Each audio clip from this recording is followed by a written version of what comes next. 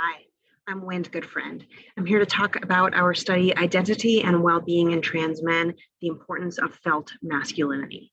We know that in the trans community, mental health often suffers for things like depression and anxiety. We also know from other research that a supportive community can really be helpful in mental health. So things like using correct pronouns, not using people's dead names, etc. So our study really focused on how the actual transition process can predict trans men's well-being, and we define that in terms of their identity development and their self-esteem.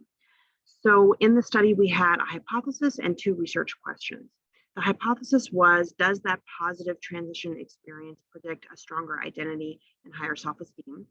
And our research questions were, does felt masculinity mediate that relationship? So when the trans men are actually post-transition, if they feel more masculine, does that predict the relationship between the transition process and their post-transition identity and higher self-esteem? Our second question was, does world region matter in terms of our outcomes? We tried to get a population as representative as possible from lots of different places all over the world. Our method was that we had an online survey. It was in English, so that might have limited our results. But we tried to recruit from online sources, and we managed to get 145 trans men from 15 different countries. So once we had our population gathered, they took a survey in which they filled out various self-report scales, including standard things like identity development, self-esteem. Their felt masculinity was defined in terms of the masculinity subscale from the BEM self-report gender inventory. And then we also asked them questions about their transition process and how positive or negative that was. So that was on a standard Likert type scale. And we asked about 8 aspects of the transition, including things like access to surgery, access to mental health care, the document change, and also social responses to their transition.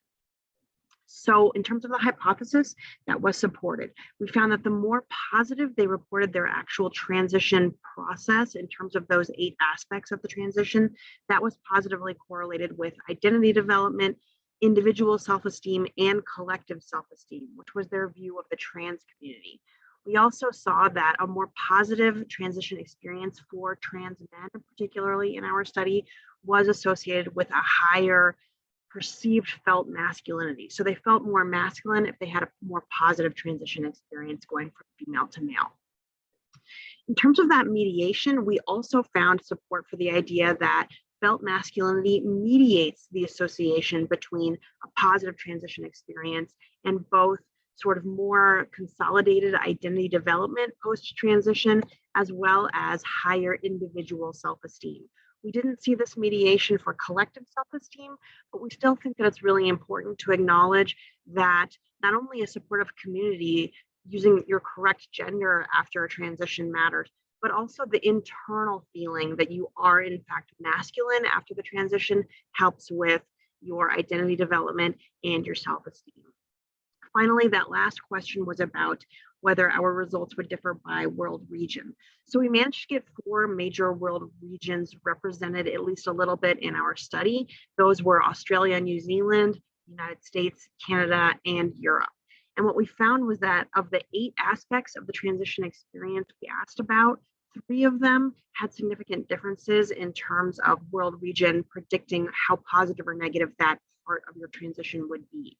So we found effect sizes that were significant, or at least middle-sized, in terms of access to hormones, access to psychological care, and access to surgery. And for all 3 of those aspects of the transgender process, of the transition process, we found that Australia and New Zealand actually had people reporting the most positive experiences. So good job, Australia and New Zealand, you won.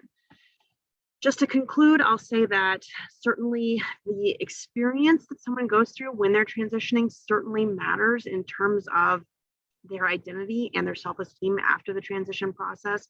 And we know, of course, that transition is a long process. So we captured just one piece of that.